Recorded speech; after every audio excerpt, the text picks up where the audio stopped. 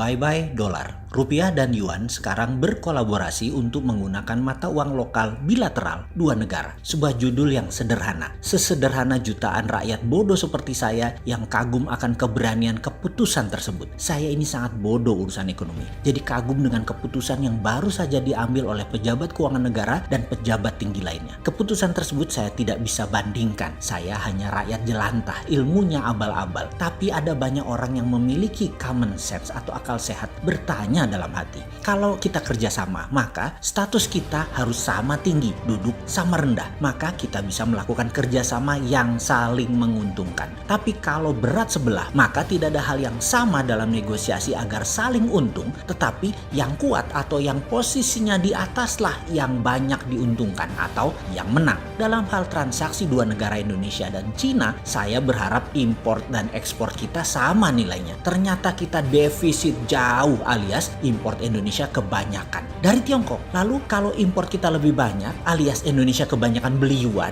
maka posisi kita rupiah tertekan terus dengan yuan dong. Kita jadinya kalah terus alias kita jadi wajib nyetok yuan. Bos, kita dengan dolar saja kita tekor. Ini sekarang dengan yuan, ya kita tekor lagi. Dan karena kita tekor terus, kita harus jadi ambil yuan. Kalian ini nggak kapok ya dikadalin dolar dan IMF. Dan sekarang mau dikadalin yuan dengan obornya. Nggak ada yang namanya kerja sama yuan rupiah di saat neraca perdagangan jomplang minus gede seperti ini. Kita jadi harus punya yuan. Kita kok jadi mirip provinsinya Cina nih sebentar lagi. Rupiah kita kurang terus. Dan Tiongkok apa yang dilakukan? Ya cetak saja yuannya sesuka-suka mereka. Toh ada Indonesia yang beli, gitu kan? Masih belum paham juga ya. Gini, ini versi saya loh ya, yang bodoh ini loh ya. Bukan versi Menteri Mega Bintang atau Menteri Multitalent. Ini si Sontoloyo, ilmunya abal-abal. Di tahun 2009, puncaknya subprime mortgage Amerika printing money gede-gedean. Di mana di mata Anda para ahli ekonomi yang terhormat, nanti Amerika inflasi. Silahkan ilmu kalian pertahankan sampai mati tuh ilmu inflasi. Faktanya di tahun 2010, 2011, 2012 dan seterusnya inflasi Amerika kecil. Bisa dijelasin? Jadi pada saat masalah ekonomi di sebuah negara yang pakai printing money tadi selesai, maka uang beredar tadi kebanyakan atau banyak. Sementara produksinya ya sama saja. Jadi solusinya adalah uang tersebut disebar ke seluruh dunia, terutama di negara berkembang yang mana kenaikan produksinya masih tinggi. Jadi salah satunya adalah banjir dolar di tahun 2011, 2012, 2013 yang banyak datang ke Indonesia pada saat itu. Saat itu venture capital dan banyak lagi lembaga keuangan lempar uang dolar tadi agar ketemu sektor produktif di Indonesia secara gede-gedean. Boleh tanya deh ke beberapa pebisnis di tahun-tahun tersebut. Kita saat itu lagi ngegasnya. Kembali ke awal COVID. Banyak negara yang printing money untuk solusi ekonominya. Di mana di tahun 2022 ke atas akan ada banyak dolar yang banjir masuk ke negara dunia ketiga. Ke negara berkembang yang akan dipadukan dengan sektor produktif. Karena di negara pencetak uang tadi sektor produksinya terbatas atau terhitung dan tidak bisa menelan semua uang yang mereka udah cetak tadi.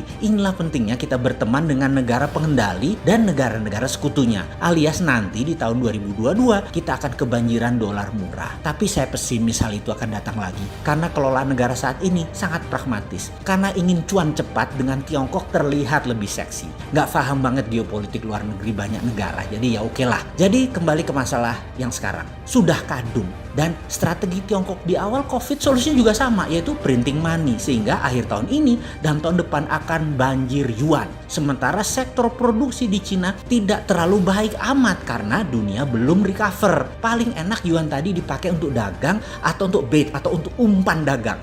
Disambut loh sama Indonesia. Saya mikir, lah cetak uang rupiah sendiri juga bisa. Kenapa mesti yuan? Kenapa mesti dolar? Apalah itulah namanya. Lalu kalau nanti efek rupiahnya beredar banyak karena kita printing money, ya kita tinggal kerjain negara tetangga dengan pura-pura kerjasama dedolarisasi. Ya kayak kalian sekarang lah dengan Tiongkok. Gitulah mirip-mirip. Negara Vanuatu yang ngocol itu kita kerjain. Solomon Island kita garap. Timur-Timur Papua Nugini kita garap. Itu baru namanya pejuang bernegara. Kalau saat ini kok selalu jadi victim si bernegaranya? Ini otak kita rakyat yang bodoh atau memang pejabat negara yang terlalu pintar hingga rakyat yang jelantah ini memang nggak bisa paham langkah mengelola negara kalian? Mudah-mudahan kalian benar. Kalau suatu hari nanti kelihatan hasilnya negatif, apa nggak takut sama dosa kalian itu? Dosa karena tidak berilmu dan dosa karena tidak mau denger.